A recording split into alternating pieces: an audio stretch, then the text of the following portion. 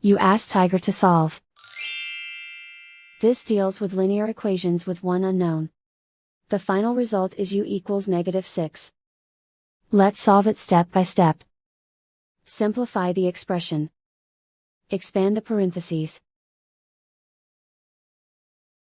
Simplify the arithmetic. Group like terms. Combine like terms. Group all constants on the right side of the equation. Add 12 to both sides. Simplify the arithmetic.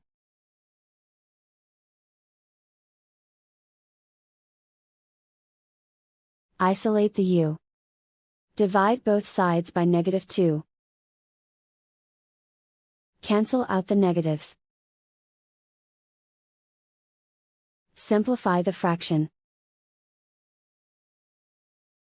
Move the negative sign from the denominator to the numerator. Find the greatest common factor of the numerator and denominator. Factor out and cancel the greatest common factor. And so the final result is u equals -6.